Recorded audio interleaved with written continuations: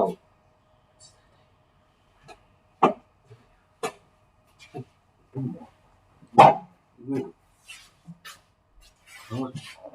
Can I? The chat, the what, those good things.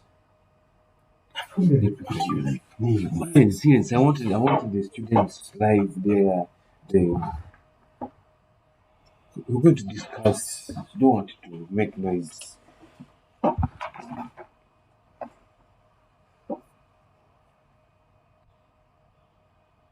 Not where I read their comments. We.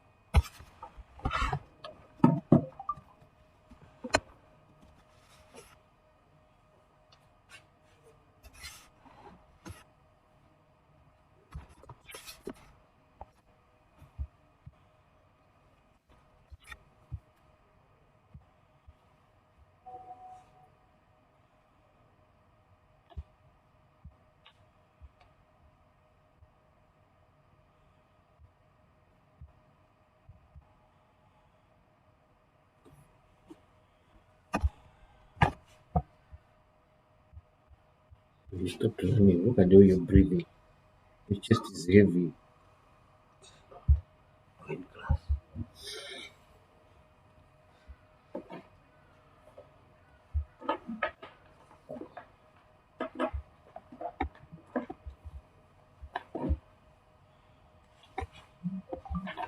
I'm seeing 11 users. To start.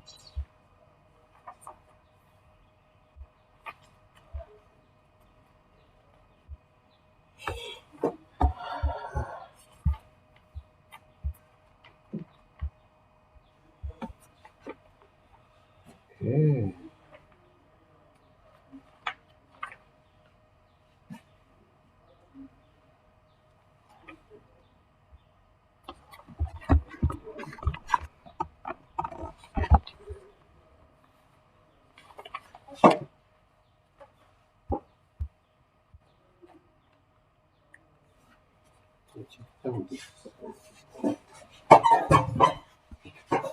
Right, eh?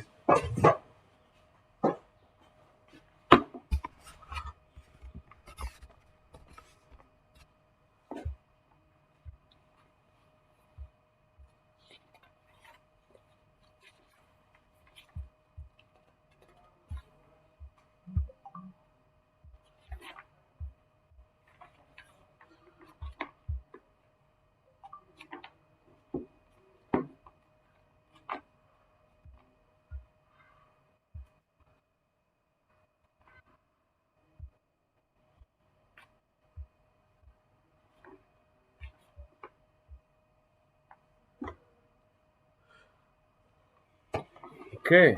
Good morning. Let me pray and hope that we are awake and everything is going on well.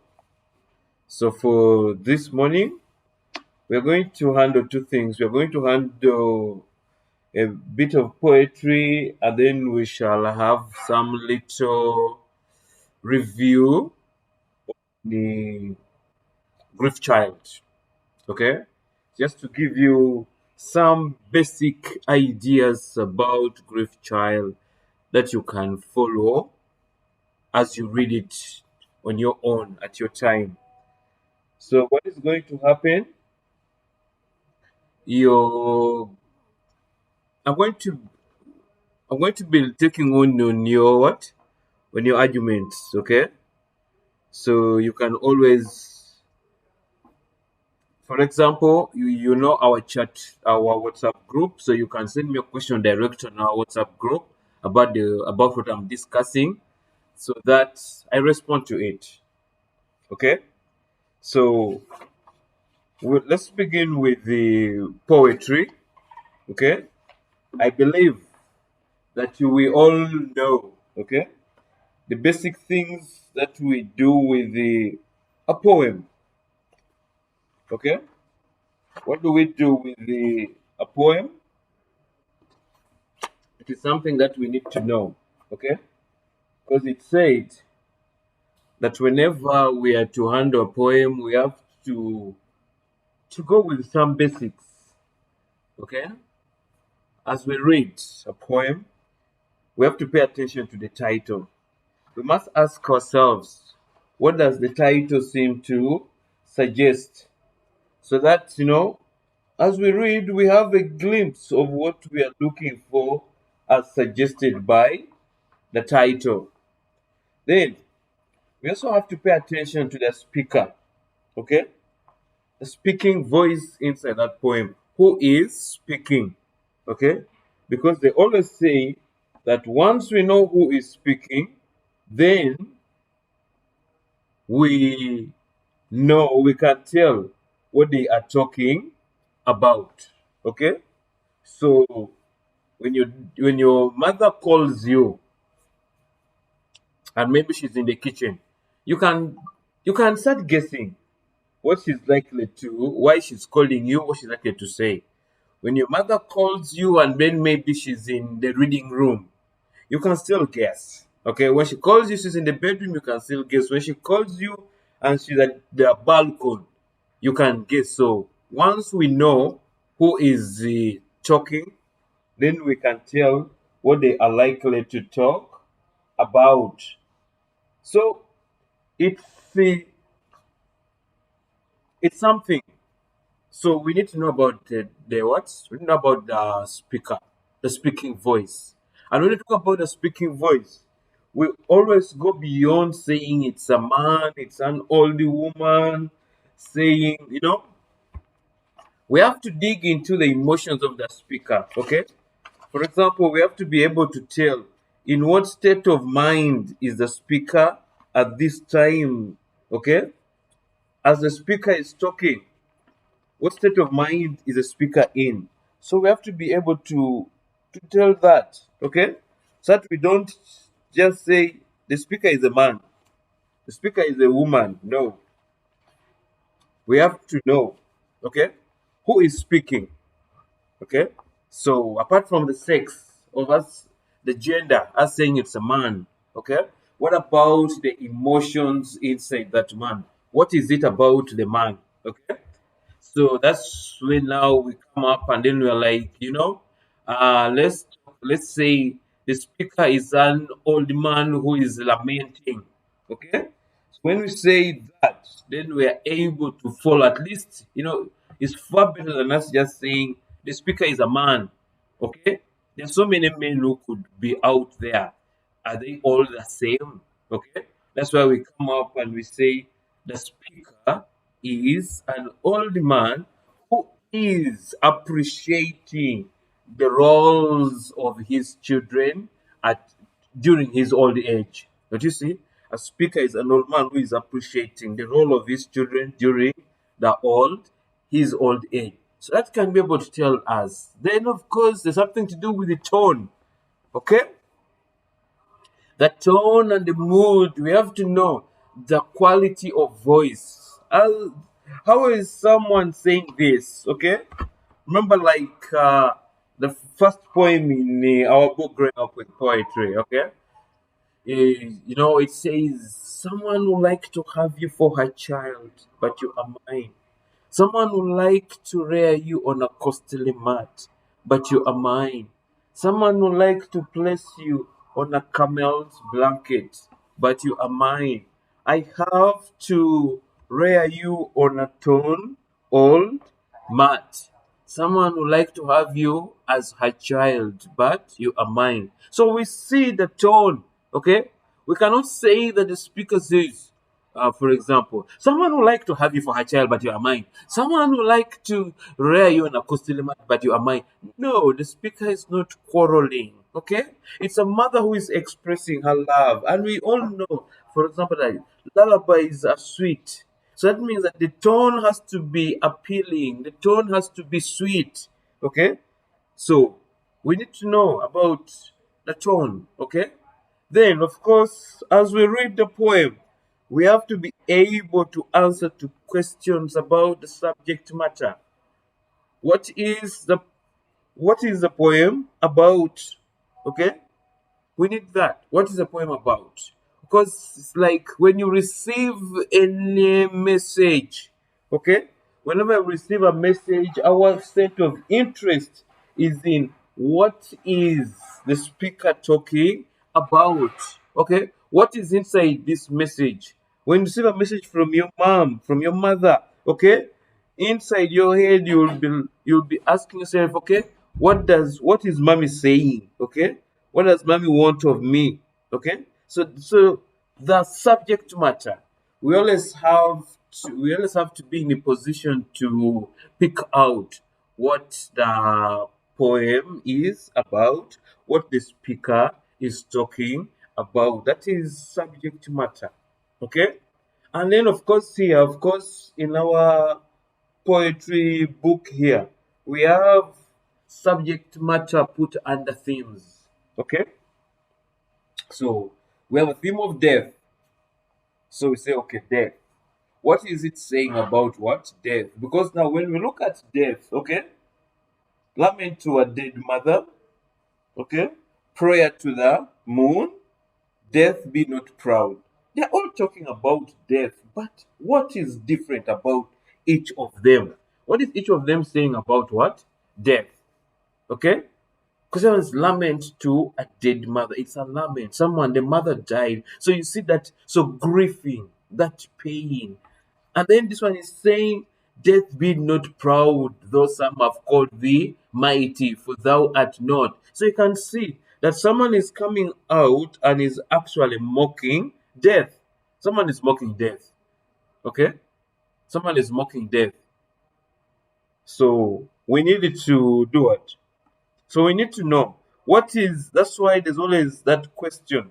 Uh, what is the poem reflecting? How is a poem reflective of the theme it is picked from? Okay? It is talking about death. And then what is it saying about what? Death. So, then of course, we must be able to pick out the lessons that we get from every piece of literature we read. Okay? Usually, the, the writer has some intentions. There's a moral implication the writer has in putting down a particular piece. So, we need to know, okay, what moral lessons can we derive from the piece that we are either listening to or we are reading? So the question is, what moral lessons? Okay? So we get to know that east or west, home is what? Home is the best. Okay? We can never run away from our destiny. Okay? Love is a mother's love is unconditional. Okay, it does not have to be attached to materialism. It doesn't have to be attached to a costly mat or a camel's blanket. No, she says, I have to rear you on a torn old mat. That shows us how dedicated, passionate this mother is towards bringing up her own child. So you can see there's supposed to be a moral lesson. Okay? Then, of course, uh, we must look at the appealingness. Okay?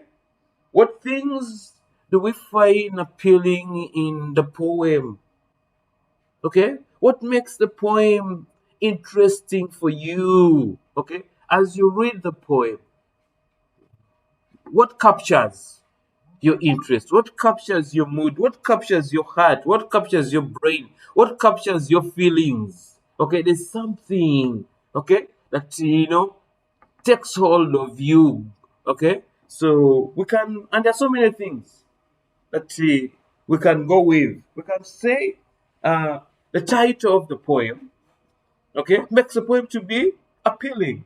The title is saying, Once upon a time. Once upon a time. Wow.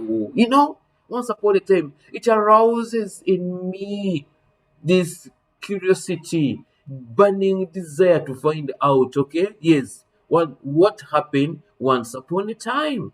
Okay? What is the speaker trying to say? Is he trying to compare things once upon a time? Is he trying to reflect on something that was so precious once upon a time? Okay, so we must, the title is saying piano and drums. So we get, okay, now piano and drums. What is it about piano and drums? Is it a comparison? Piano and drums. What's a piano? Okay, where's the piano from? Okay, and then drums. Where is a drum from? And what is a drum? And then the piano. What's the writer trying to paint out, okay, to communicate through a piano and drum. So you can see the title, okay. The title of the poem makes the poem to be appealing, and of course we can look at the speaker. Are we together? It says someone would like to have you for a child, but you are mine. You get it? I have to rear you on a torn old mat. Someone would like to have you as her child, but you are mine. So you can see that. So we can actually tell the examiner, that the speaker, who is a passionate though poor mother, okay, makes the poem to be appealing. This is because she is dedicated against all odds. First of all, she accepts that she does not have a costly mat.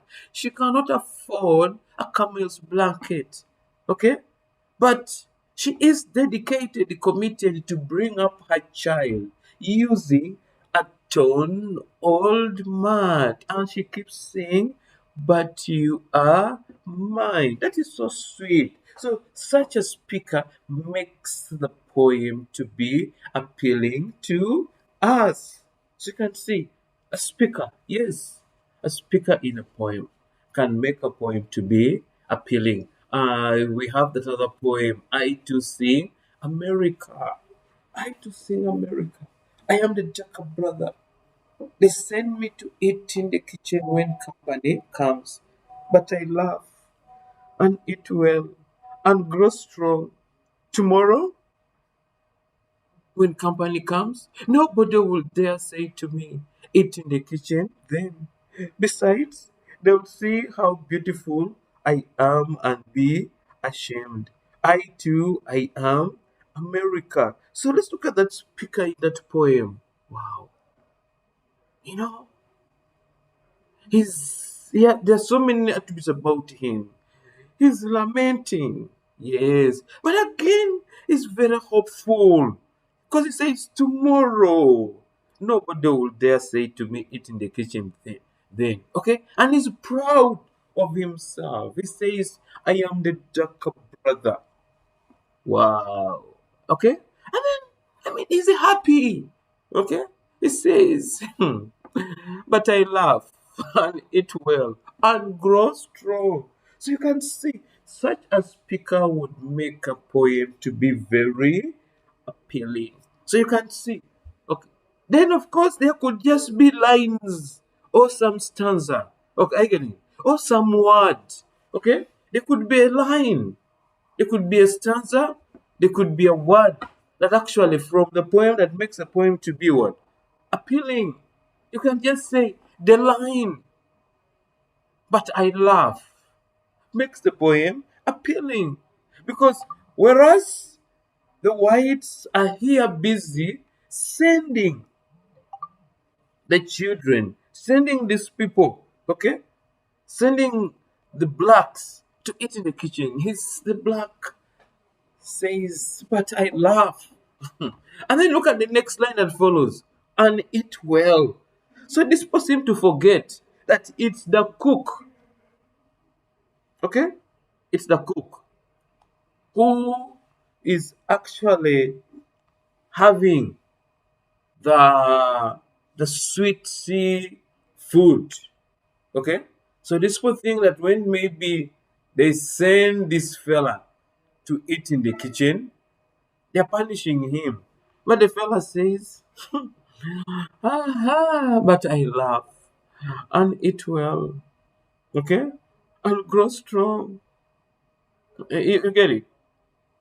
So it works. So you can see. Then of course, so such a line, we could just pick a whole stanza and say this stanza just makes the poem to be appealing to me or for me. Okay? So it is sweet. So you can see this is poetry.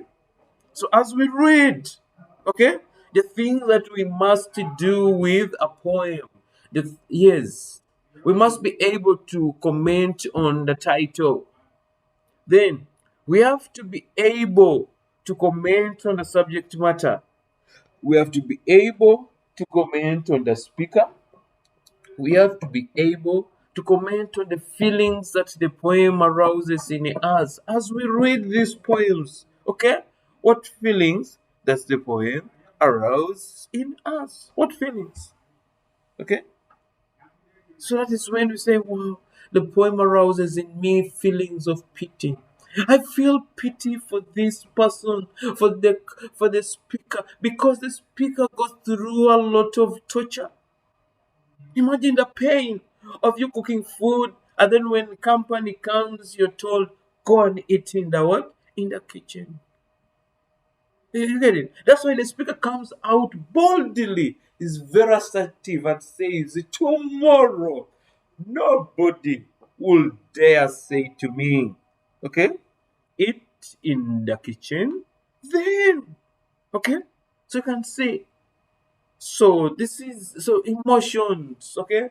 Yeah, you say I mean the poem arouses in me emotions of pride. I feel proud. Okay? I mean to get to know that though I have never known you, I've never seen you, but your blood flows in my veins. Oh my god, look at that. Okay? That is the Africa by David Diop. Okay? The poem says, uh, though I have never known you, okay? But your black blood, okay? That tills the fields, that bends, that's, says yes to the chiboko under the noon heat, okay? So, says yes, okay? I am here. And I have heard so many stories of Africa, of whom my grandmother sings at the distant river. Africa of the proud warriors in the ancestral savannas. Look at that pride with which, okay, the speaker says these words. So it basically, okay, says yes. This is so good. This is so good. So there's emotions. Okay? So for this morning, let's look at the piano and drums. Okay? We're going to look at piano and drums. So you can check on your books, page 18. Okay? Page 18. You look at your books, you check. Okay? There's that poem, Piano and Drums. It's a good one. Mhm. Okay? So it's what we are looking at, piano and drums. So let me read. It says, piano and drums.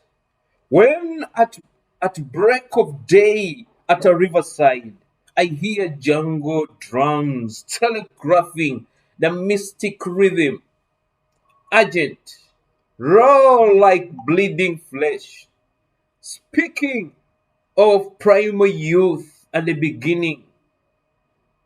I see the panther ready to pounce, the leopard snarling about to leap, and the hunter's crotch with spear poised. And my blood ripples, turns torrent, topples the years, and at once I'm in my mother's lap. A sucking at once I'm walking. Simple path with no innovations. Rugged, fashioned with a naked warmth of hurrying feet and groping hands. In green leaves and wild flowers pulsing. Okay? Then I hear a wailing piano solo, speaking of complex ways, in tear furrowed concerto of faraway lands and new horizons with coercing diminuendo counterpoint, crescendo, but lost in the ladybird of its complexities. It ends in the middle of a phrase at a dagger point. And I lost in the morning mist of an age at the riverside, keep wandering the mystic rhythm of jungle drums and concerto. Okay? This is by Gabriel Okara, Nigeria. Sour piece. Okay? It says piano and drums. So the title is Piano and Drums. So we get to ask ourselves, okay, what are we what are we looking at piano and drums? For most of the African writers, for a very long time, when they came out to write a piece, it was built on either uh, defending the African cultural point of view. Yes, defending the African culture. So that's why when you read this long poem, okay, Song of Lawino, Song of Ochol, it's a very big defense of the African culture. Okay, Lawino is a defense of African culture. So most of the writers, for a start, in Africa wrote to defend the African culture against the intrusion, against the hostility of the Western culture. Okay? So you look at what this, if if you happen to read The Lion and the Jewel, which you should do during your free time, read about The Lion and the Jewel. It's a beautiful short play. Okay, you see how Lakunle, one of the characters, Lakunle, see how he comes out to torment Sidi for being this graceful African girl who is doing everything beautiful to stand out as a true African beautiful young girl. And Lakunle is out saying, no, no, no, no, no, no, no. I should not be seeing you carrying loads of your on your head. You're not a what? I've got a cow. You want to become, draft squash to like the paintings of my learners. Okay? So no no no no no no no. So but Cindy in a way is proud of who she is. So the thing about now, piano and drums. Okay? This is a poem that is centered on comparison of cultures. Okay? We have two cultures here. We have a piano. A piano is a musical instrument, which is not African. Okay, it is Western. It is the drum, which is African. The drum is a symbol of African music. Drum is a symbol of communication. Okay, because remember we used to use the drums for communication. When you'd hear a drum, there was no a sound, or a beat of a drum calling people for party. There was a beat of a drum alerting people that there is what insecurity. There was a beat of a drum announcing death. There was a beat of a drum to announce birth of life. Okay, there was beat of a drum. Something like that sudden occurrence. So the drum is African. The piano is Western. So when they say piano and drums, now what is it? The poem is looking at these two items as now being in one place. Okay, the two items are in one place. So we don't say that the piano is in the West and then the drum is in Africa. No, we are our speaker is at crossroads. Okay, it's torn up between the piano and the drum. Are we together? So now the speaker is turned up there. Or it's caught up in a web. It's not turned up. The speaker is caught up in the web of the piano, and the drum is caught up in the web of the Western music and the African music. So we look at them. Where do we do the Western music? Where do we have the African music? So it says, when at break of day at Riverside, I hear jungle drums telegraphing. So you see the mystic rhythm. So, for example, when they talk about Riverside, okay, and then you're hearing drums. So, if you have read, for example, The River Between, okay, if you have read that poem, so sorry, that novel, it's a beautiful one also by Ngugi wa Thiong'o, The River Between. So, the time of the talk about initiation, the circumcision, okay, at River Honia, down there at River Honia. Of course, we must have drums, okay. Let's look at our own brothers and sisters from the city of the mountains, Zimbabwe, okay, the Gishus and the Sebeis, okay. So we are looking at these people, okay. So when, for example, they are to have their initiation ceremonies, okay, the circumcision. So the drum has to be there. That's why we have the sweet dance called Mwaga dance, okay. People are singing, aya, aya, aya, shetu mwana fanana babawe, eh, shetu mwana. So you're looking at that. So that drum has come because of the ceremonies it is performing altogether. The mystic rhythm, urgent, raw, like bleeding flesh, speaking of primal youth and the beginning of life, of adventure. So, if that is now, if you can also get an opportunity to read this play, okay, it's called the play is called The Bride, okay. There is that death of the youth, okay. So this is what it's talking about. So you can see the life that the drum brings out in the African setup of life, okay. It's a very sweet one, you get it.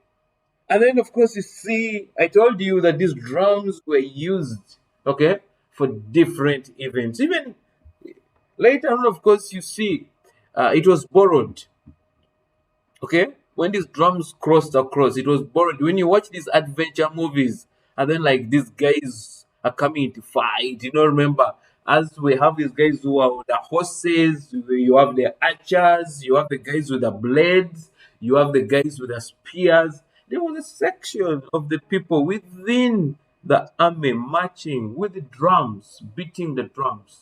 Boom, boom, boom, boom, boom, boom. Imagine those ones died because the arrows and the archers will not discriminate and say, no, no, no, no, we're not going to kill this guy who is drumming. What? They would kill you. Okay? So now this in this stanza we're looking at this drum beat, and where are we? We're in the jungle. What are we doing? We have gone hunting, Yes. We're beginning life. We're beginning to enjoy what? Life. It says that the leopard's nothing about to leap. Okay, I see the panther ready to do it, to pounce. And of course, as the newly initiated youth, we must prove a point. Okay, we have to come out and show that now we are brave. We should come back home. You see, if you've watched maybe if you watched this movie 300, you see how King Leonardo had to go and come back. Okay, Ronaldo had to go and come back with what? I mean, he had to go out and face the jungle, face the wild. So this is the piano and drums we have said. We're talking about, and then they're giving you the setting where this drum is what? Applicable. Where do we enjoy this drum from? I get it. And my blood ripples, turns torrent, topples the years, and at once I'm in my mother's lap, suckling at once. I'm doing what? So you see how we get to enjoy this drum. Okay? We get to enjoy this drum from the very beginning to the end. From childhood, we wake up, we after bath. What welcomes us is the drum. As we grow up, we get bits of the what? We get to listen to the drum. So the drum is actually everywhere. Okay? So this is us enjoying the drum. And it says here, okay? And tells you how free. Look at the setting. First of all, we don't care. We never care of says the naked warmth of my hurrying feet and cropping huts in green leaves and wild flowers pulsing. There was no fear. We enjoyed our life. Then I hear a wailing piano. So you can see, look at now. We talked about that. What makes a poem appealing for you? Interesting. Then we say the line. Which line? Then I hear a wailing piano. You can imagine. Look at the change of vocabulary. Okay? Says here, the first stanza, it says, when at break of day at Riverside, I hear jungle drums telegraphing, like they are communicating. The jungle drums are communicating. Then, stanza 3, the poet's choice of words, Gabriel Okara is so sweet. He says, I hear a wailing piano. Wailing. It's more like crying. You get it? There's something wrong about it. You're wailing. When you're wailing, you're depressed. Okay? You're not happy. This other one is happy. Okay? Solo. Speaking of complex ways, solo, alone, life. Okay? In tear borrowed concerto, you can see this other side of the drum. It is warm. It is full of life, okay? Full of excitement, full of adventure. This imagine, talk about a lion, talk about a panther, leopard, then they're hunters, poised with what? Spears. But oh, look at this piano thing. I hear a wailing piano. Solo speaking of complex ways. Into a borrowed concerto. Oh, far away lands can see. So the piano. I'm like, there is no life in the piano. Something is wrong about what? About the piano. So you can see, so you can tell from the diction, the choice of words that the poet uses, that Gabriel Okara uses, you can tell which side he is in. Okay? Is Gabriel in for is Gabriel in for the piano, or is Gabriel in for the what?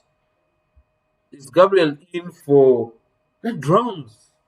And of course, we can tell this, we can see straightforward, okay, that in a way, Gabriel is inclined towards the drum. It's the drum because Gabriel is an African, so he has to have a passion.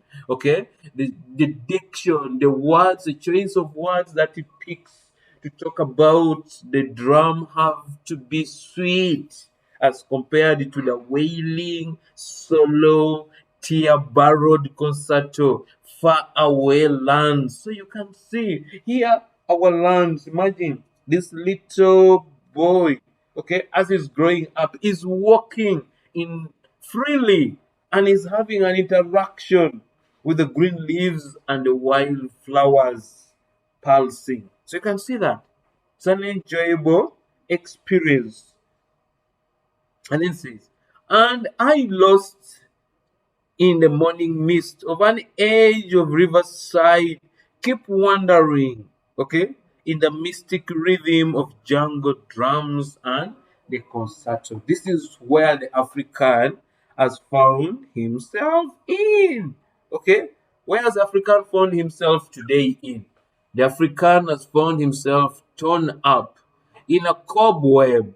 Is he trapped, okay, in a pit of the African culture and the Western culture? And somehow we must do what? Take a side. We must choose. We must belong somewhere. And from the choice of words that Gabriel Okara uses here, what can we say? Where does Gabriel Okara belong? Okay? Where does Gabriel Okara belong? Are we together? So, we're saying piano and drums. So of course, okay, we look at the symbol of the piano and that of the drum have a direct bearing with the meaning of the poem.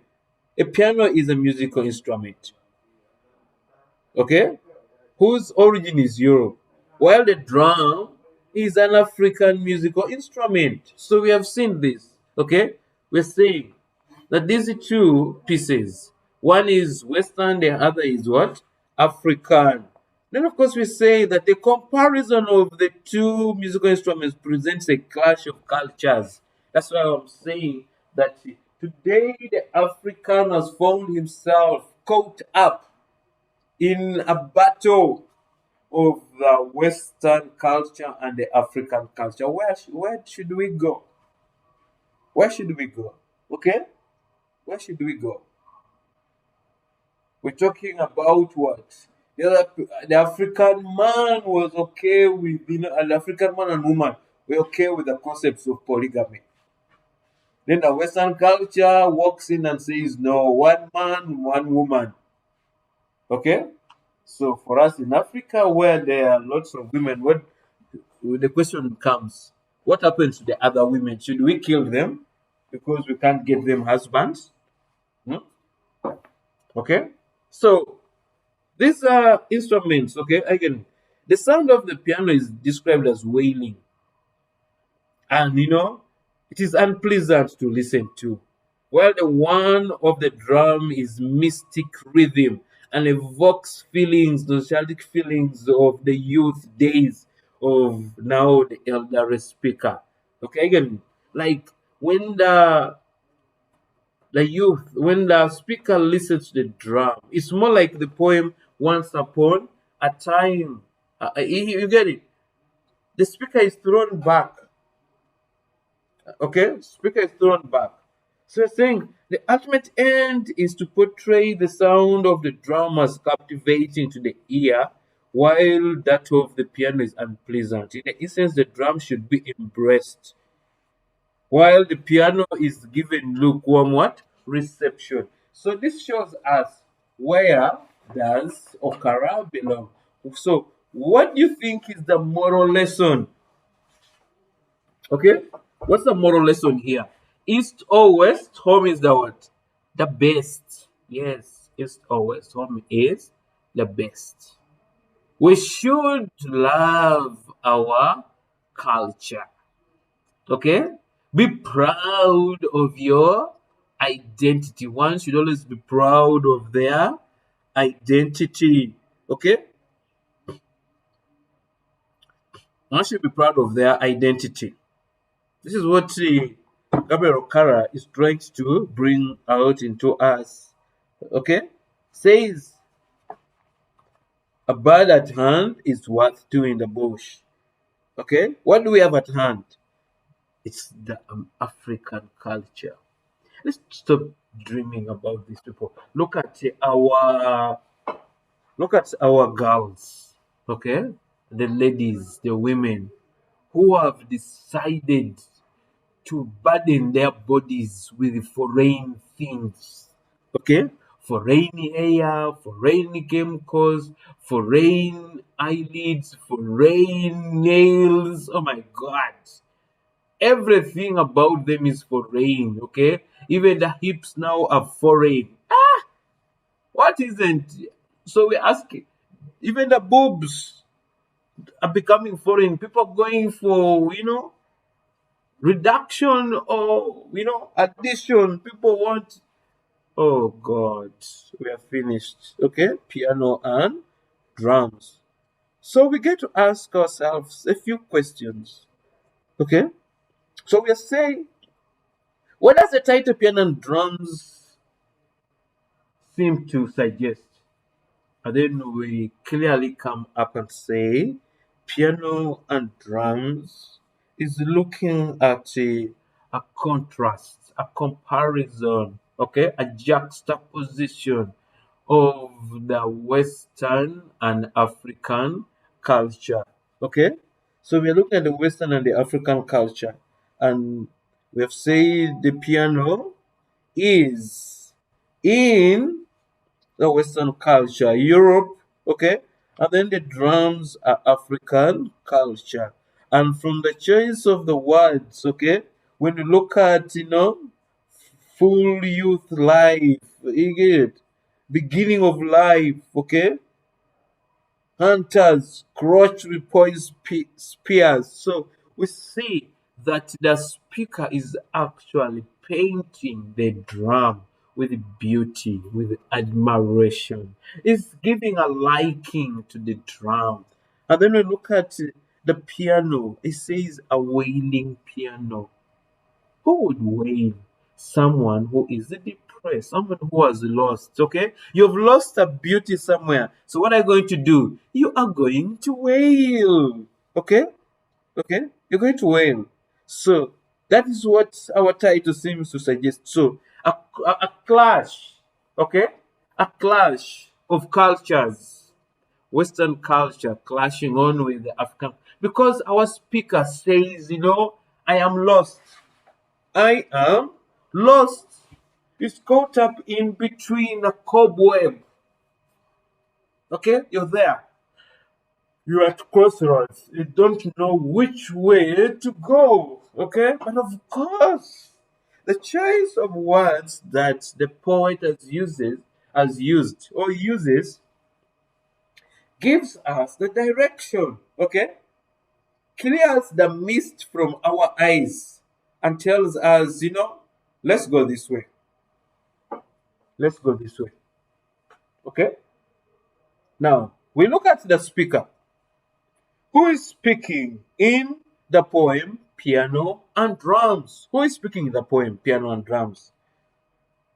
When at daybreak, when at break of day at Riverside, I hear jungle drums telegraphing I. Normally when we use the first person pronoun I, we are accepting, we are expressing pride. Who is going to do this? I will do it. Confidence. Okay? Okay? So, we are looking at, so who is this speaker? Okay? The speaker is a proud, okay, elderly African who is talking sweet of the African culture. Okay? Who is trying to inspire other Africans to treasure, to enjoy the African culture. Because, when you talk about a drum, you see how it is full of life against a what? A wailing, tearful, borrowed concert of a piano. So absurd. Okay? So our speaker is this elderly African who is reflecting on the beauty of the African culture through the symbol of the drum. Okay? And though lost, though caught up in a cobweb of a battle of cultures, his mind, from the choice of words, seemed to tell him where he should be, and that is the African culture. Okay? That is straightforward. So, who is speaking? Okay? Someone who is appreciating the African culture. Someone who is defending the African culture. Someone who is painting beauty of the African culture. So you can see that. Okay. The next, we look at what is the poem about. Okay. Now for this one, we have a lot we can say. We can say the poem is a comparison of the Western culture and the African culture. It's a comparison. Okay, in which the poet uses the piano, which is a symbol of the Western culture, the European culture, and the drum, which is a symbol of the African culture. So we get to see this, okay, that the two are actually being compared. So we can say basically, and the poem is a comparison of two cultures. It's a comparison of the African culture and the Western culture, the European culture, in which the speaker comes out, okay, to use the piano and the drums to compare the two cultures. It looks at the music that comes out of the piano and drums, okay, and that musical effect is what he uses to compare the two cultures. That you see that the effect of the drum music, the music out of the drum, the effect of it is full of life, pride, okay, admiration. It gives you, it is memorable. It gives you a recollection of the sweet memories. Okay? You look at this drum. Look at this drum of this boy. The graceful giraffe cannot become what? A monkey. What does Lawino say? Okay,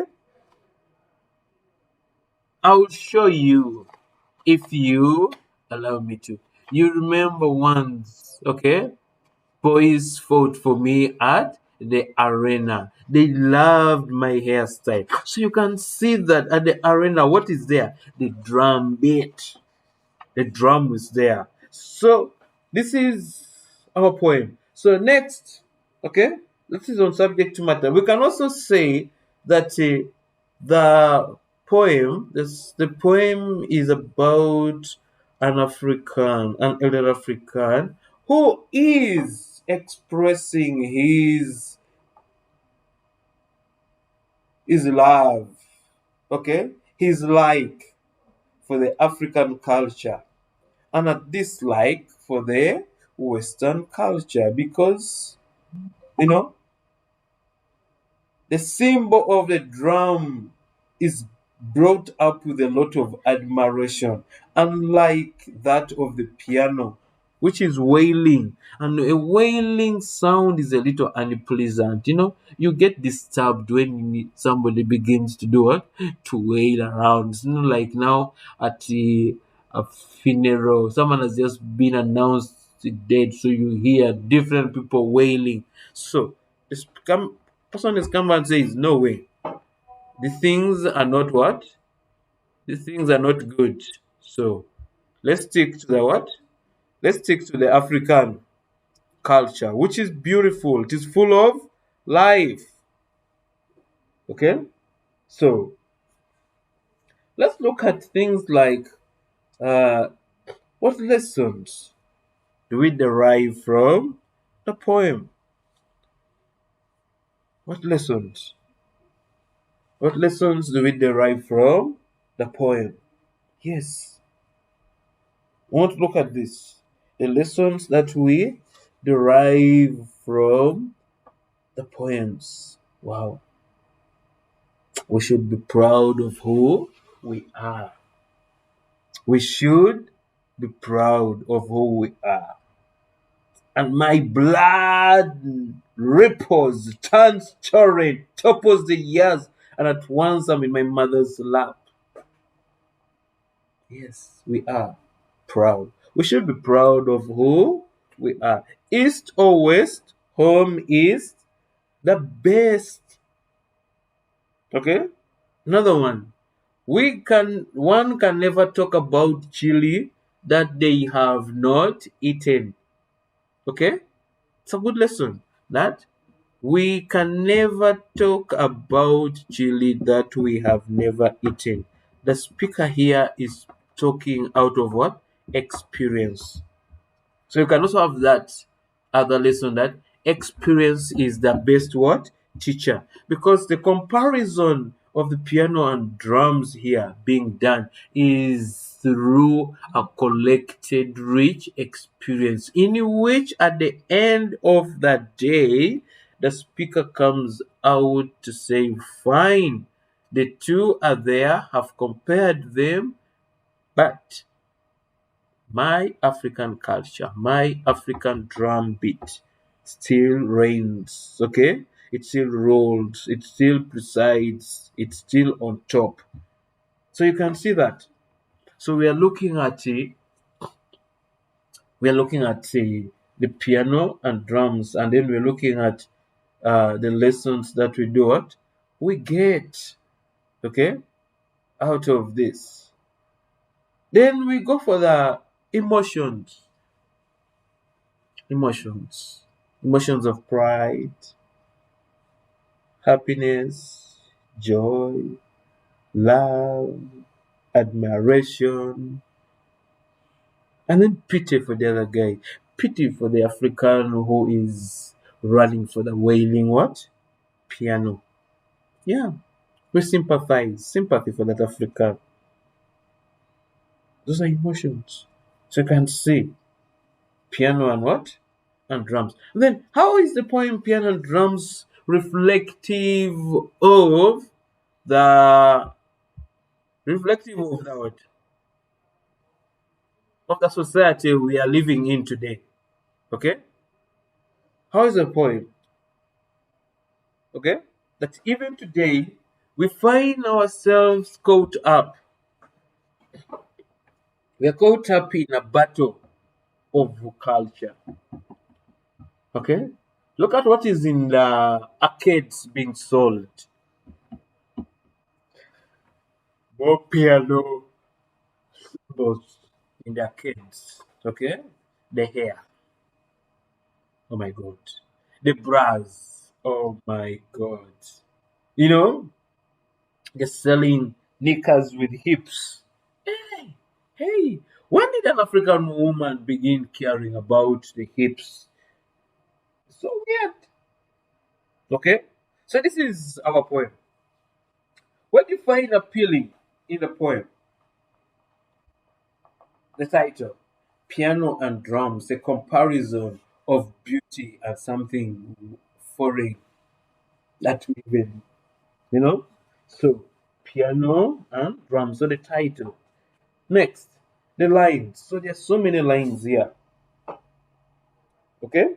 Actually, the first two stanzas give you lines that make the poem.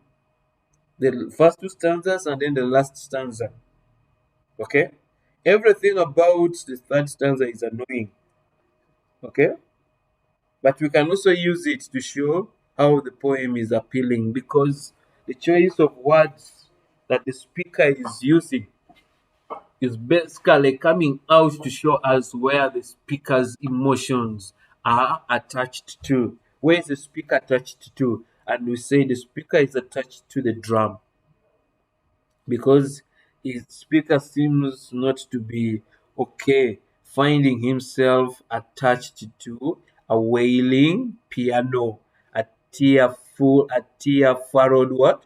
Concerto. He's not ready for that. He wants this part where there's this life, okay, where the panther is ready to pounce, okay, where the leopard is snarling about to leap, and the hunters crouch with the poised spears, okay. Yes, speaking when the drum is speaking of primal youth and the beginning of life, where where we get to listen to the mystic dual, the mystic rhythm of the drums telegraphing, communicating, drawing our attention. Today, the moment you listen to a drum, you're locked up, someone gets to listen to a drum. It it must have this attraction. It pulls you from where you are. And now that we know the different sounds, we can say, wow, that's a back Simba dance being performed. And you ask yourself why and by who. Wow, that is what Lunyeng Togoro dance being performed. Wow, that is La Raka Raka dance. That is Wala dance. That is Mwaga dance. So you get to hear that, and it gives you the beauty of it. So piano and drums, we are looking at a comparison of the Western culture and the African culture. Okay, this is something so sweet that the writer gives us, the poet gives us, and this is our poem, Piano and Drums. Later on, you can ask me questions in our WhatsApp group about the piano and the drums. Okay? That has been so good about poetry. Okay? So now for the remaining 28 minutes, we are going to talk about a few things. We're going to talk about the grief child. I'm just going to say something small, okay, to give you a good introduction to the grief child, what grief child is about. So that as you read during your free time, okay, you're going to be able to follow up, okay, to talk about, to get ideas about the grief child. So, for the people who have started reading the grief child, what can you say? What can we say? Have you found the poem a little interesting? Okay.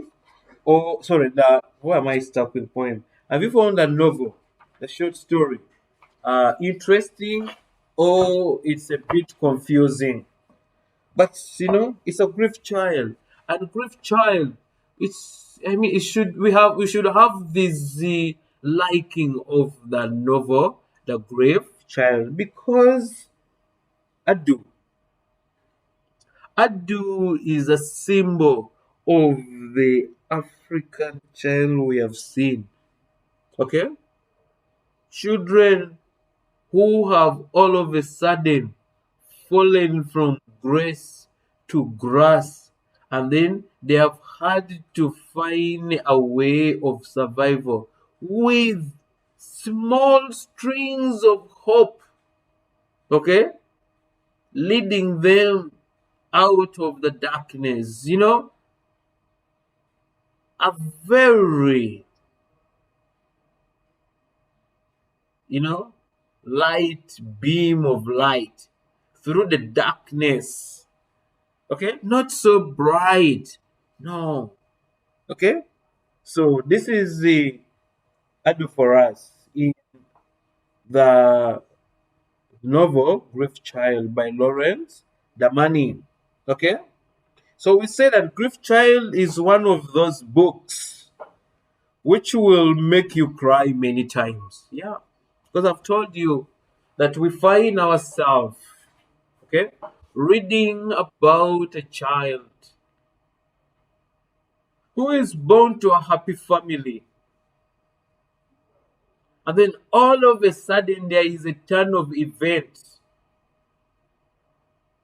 Okay? The child begins having weird dreams, being chased by a leopard which almost eats him up.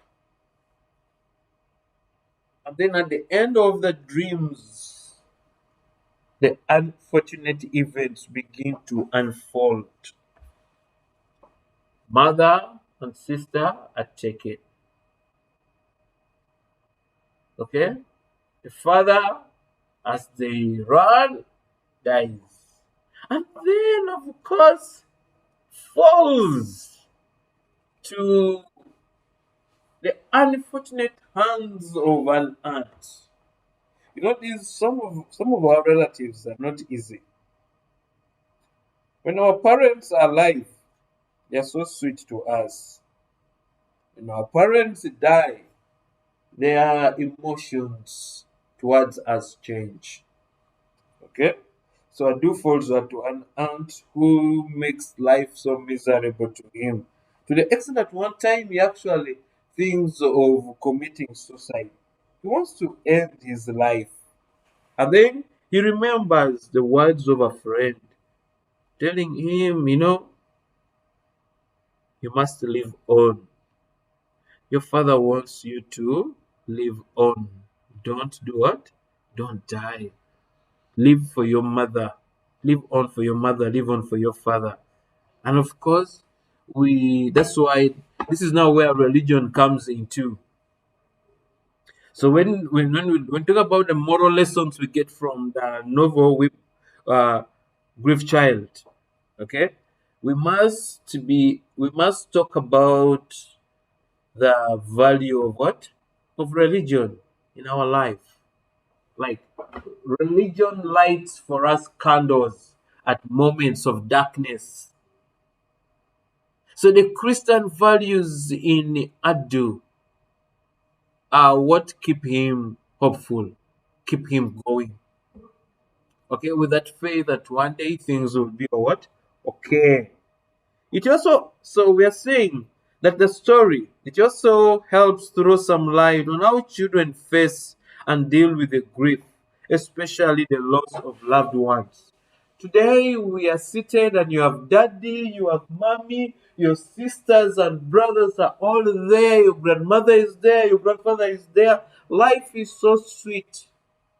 And then like a switch like this,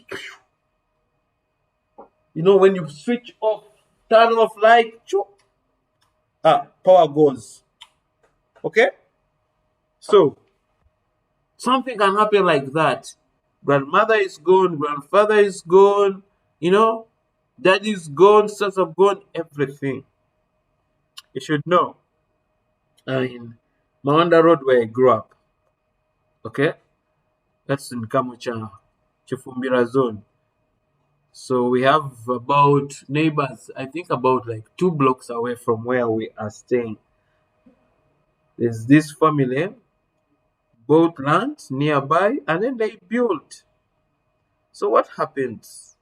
The 3 children are at school. Okay? 2 were in primary, one was in S2. And they are school, boarding school. So home, they have 2 other sisters. Okay? And then the mother and the father and the grandmother. So one time these people are traveling to go to the village. The parents, the grandmother, and the 2 other children are traveling to go to the village. And then they are involved in an accident. A trailer ran over them. Okay? And everybody in the car died. So who remains? The three at school, the one in senior 2 and the other 2 in primary. So you can imagine. The only surviving people they have now are the other relatives. Oh, you should know what happened. Disaster. They almost threw the children out of their father's house in Mawanda Road. It was the neighbors who came and helped these children. They got lawyers. Once they got lawyers, they helped safeguard and protect. So the house of these children was put under state protection until these children would become of what? Of age. Okay? So you can see the experiences expressed in grief child are really so tearful. And so many of us share such what? Experiences. So it says, the novel follows the life of Adu, a young boy who goes through many tragedies in his life. So the word we are meeting here is tragedy. Tragedy is a sudden, sad experience. Okay? There could be sad experiences, bad happenings. Tragedies are bad happenings. At the beginning of the novel, he gets a bad dream about a leopard chasing him and almost eating him. Okay? And the people in his dream. Look on, but do not help or save him from the angry leopard. So this shows you later on when his parents have died and then he's left at the hands of his aunt, you get to see that the aunt makes things hard for him, more miserable. You know what they say? Out of the frying pan into the fire. Mm, okay? So we say that later he loses his mother in a scary, terrible way. Okay, the mother, unfortunate of the weather situation. Okay, he also loses his father, of course, as they were crossing the river. Relatives and best friend. He goes through a lot after the time when he grows up. Okay, they're telling us that the only ray of hope in his growth, his path, is his faith in Christianity. This keeps him hopeful that things can and will get better. But do they? That's the question. Do they? Do they? Okay? If they do, how does he move slowly? Okay? Until when things get what? Better. Okay? So we look at the opening chapter of this tragic story, this sad, tearful story of Adu. So they're telling us that the chapter opens in the night in the village of Sisa, a village in the middle of a forest. Okay? Village in the middle of a forest. It is nighttime and all people are sleeping. Adu, our protagonist, shares a bed with his sister Ya. In his sleep, he throws his hand on Ya's face, who wakes up shocked. She restores the hand back to Adu's side, who is woken temporarily by the action. They both go back to sleep. Adu gets into a dream. He's in the deep forest when he hears a voice calling him, but he cannot trace or see its owner. It calls again. He turns. He sees a dark smoke gathering up the wawa tree, which seems to turn into a thin woman. Unable to wait for what's next, he runs for his life. Foreshadowing. That's what we call foreshadowing. Like foreshadow. We watch movies, okay, and then they throw us. Talk about the seers, okay, the seer.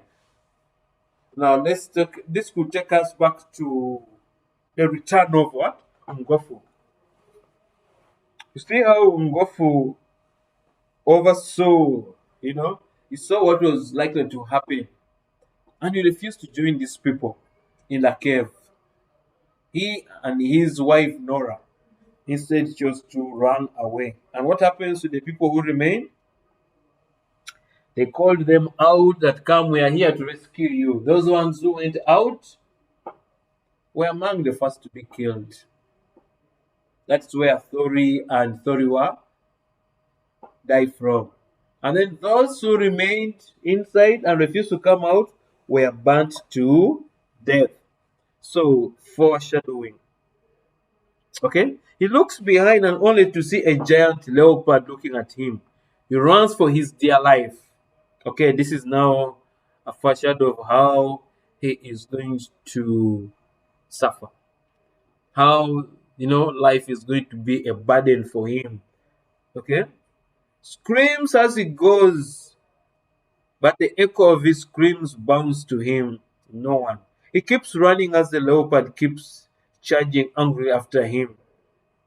He hears a voice calling him but cannot see who or where it comes from.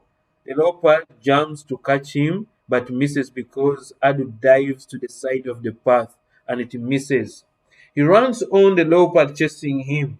He sees people in the trees but they can hardly come to help him. He continues running and it bounces on him. The voice now surrounds him. He shouts, "Fight!" He shouts, he fights only to wake up in his father's what? Hands. Calls him and asks after Adu's dream. Adu, who is now sweating, tells him about it, and his dad goes out after hearing it. Ya and Birago are frightened and looking at him. It is daybreak. His mother tries to soothe Adu. His father goes to his room and ponders about Adu's dream. He remembers his father telling him all about herbs, dreams, and their foreign family totem. A leopard spiritually and consulting the dead.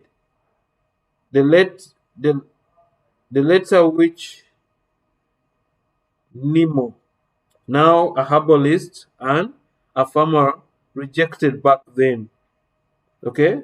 Nemo remembers his dead father's voice. Seek help! And decides to go see Yarrow. So we are seeing this. This is our book. Okay? Grief Child. So what you need to know is that as you read the book, okay, as you read the book Grief Child, we need to have this in the back of our head that no writer writes from a vacuum. Okay, Dr. Damani writes this book Grief Child, okay, from a collection of a rich experience in his country, in his society, from which he picks up the setting for the novel. So he's writing from what he has seen, what he has heard, okay?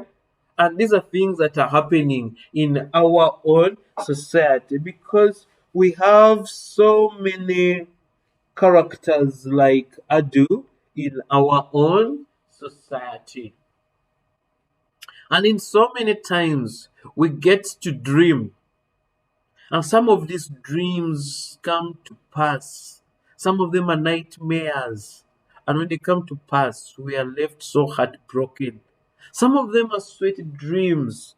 And when they come to pass, we smile on. So, this is the story of Grief Child. It speaks from our everyday life. Okay? It's not so far. We all know that, like the Grief Child, it's not so different from a freedom what song. Okay, if you recall the poem, a freedom song, Atieno. Okay, Atieno washes dishes. Okay, Atieno plucks the chicken. Atieno gets up early. Beds has sat down in the kitchen. Atieno 8 years old. Atieno, yo. Since she is my sister's child, Atieno needs no pay. While she works, my wife can sit, sewing every sunny day with her earnings I support. Atieno, yo. Atieno is sly and jealous. Bad example to the kids. Since she minds them like a schoolgirl, wants their dresses, shoes, and beads. So you can see, okay, this is not so different from grief child. What Atieno goes through. The only difference is that Adu does not die like Atieno does. Okay, Adu survives. Okay, things keep on improving slowly. Atieno, it is things keep falling and falling until the time when she is dead. Okay, unfortunate for her, she leaves behind a child.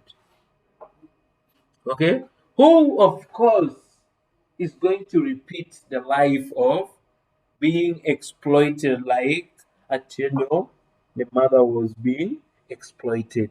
So grief child, we are looking at some of, we have seen some relatives, okay, go up country, go to the village, they pick up a child of their relative with a promise of coming to educate them, okay, and when they reach in the urban center, they reach in the city, in the towns, what happens?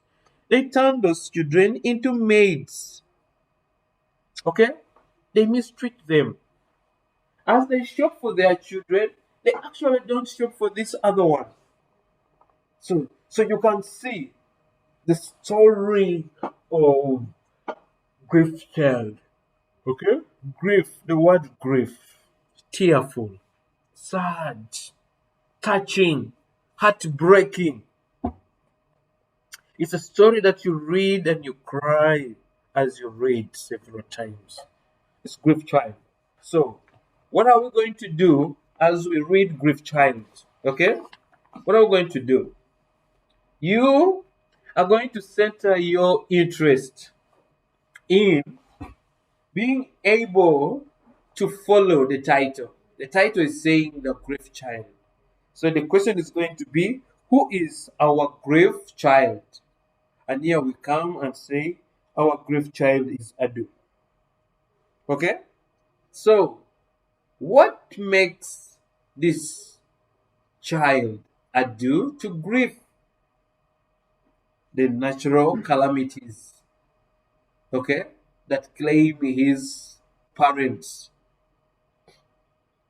And then the suffering that follows after the death of his parents and family members and friends.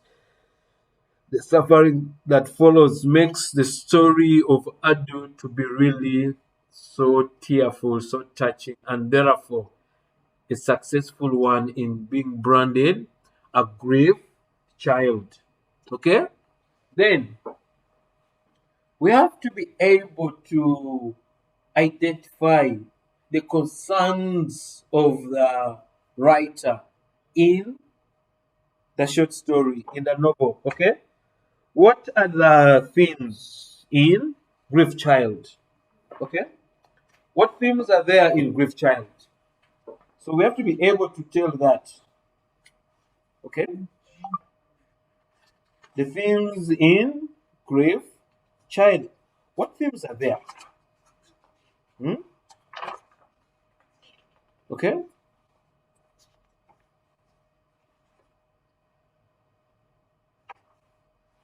So what themes are in the novel? And then what lessons do we derive from the novel? Of course, when you say themes, as the title says, grief child, grief. Okay? Grief alone. Loss.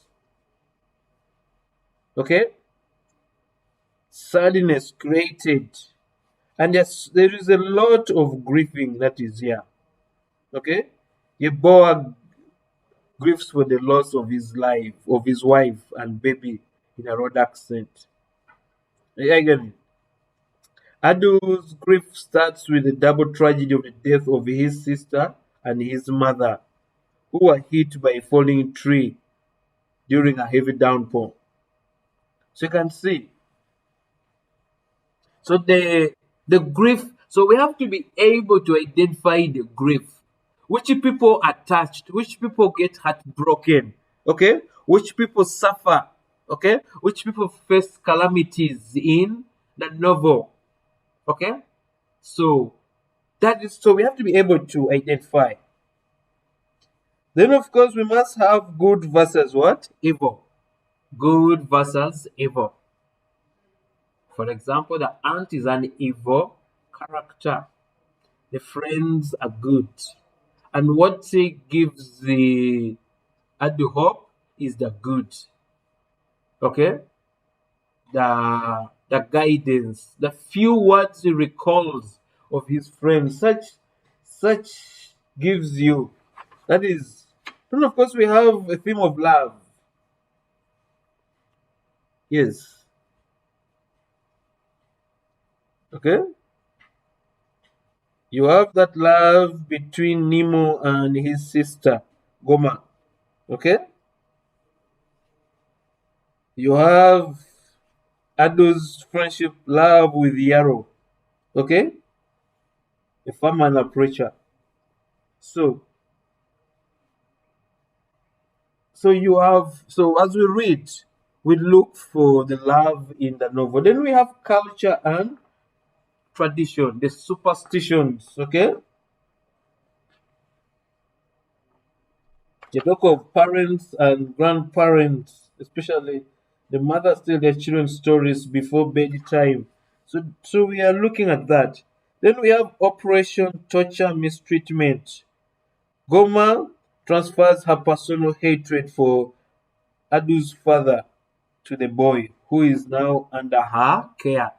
You know these things, Romeo and Juliet kind of story. Okay? So Goma, who's supposed to be an aunt who is now understanding, compassionate, caring, because you're looking at a boy who is grieving for the loss of his parents, his sisters. So you should, I mean, be a replacement of that love that he buried. But what do? You decide to transfer your enmity, your anger that you had for the parents, the father, onto the innocent boy. That is so bad. Betrayal. Okay? Then, of course, you have things like religion, Christianity. There is hope. Okay? So, as you read this the story of Grief Child, you can actually make up with it a lot. Then, of course, we have to be able to talk about the relevance of the novel Grief Child to our society. What do we get? Okay? For example, the occurrence of tragedies, okay, in families are so rampant. They are everywhere. Okay? Yes. I just gave you a story of our neighbors in Nimanda Road where the entire family perished in a road accident. So you can see that. So there's so many, okay, tragedies that happen. So life of mistreatment and torture. Yes, we are tortured. Okay? We are tortured so much. I'm lucky that after my mom died, I didn't grow up with my father. I don't know my father. After my mom died, I was taken to a family where I was shown love. Yeah, I was shown care.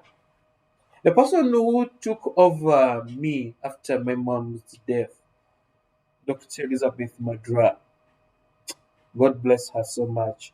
I mean, she cared. She had, I mean, she would never go to work without knowing how I was, okay? Where I am, what I'm doing. I mean, she cared so much. When she came back, she's, before she would enter her room out of the car, she would basically look around. She would walk around to make sure she sees how everybody is. She would tap you, she would pull your ears, call you, tell you, okay, come. I mean, she created a bond. For example, tells you, I mean, even things that she could do for herself, she would involve you. Okay? She would call you and tell you, hey, first do and help me. Open that suitcase. Pick for me this. Eh? And sometimes she'll say, okay, what top should I put on this? And then, of course, so there was that bondage. So it was like, mommy was really not so gone. Okay, the physical mommy was gone, but then the spiritual mommy was still there.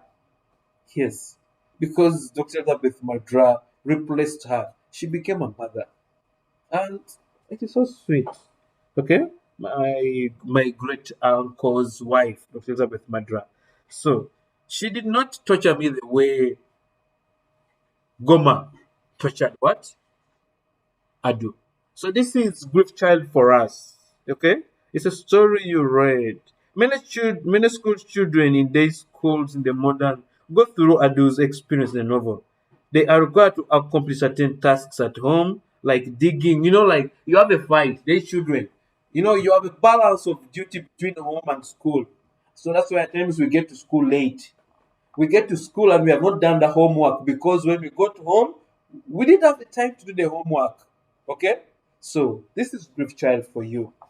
Unfortunately, our time has elapsed. Okay? We have come to the end of this, and allow me to say, hope you followed the lesson. Hope you have enjoyed the lesson. I will be in touch with you.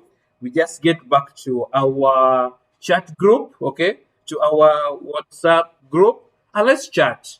Let's talk about the poem, piano and drums, and then let's talk about grief child, okay?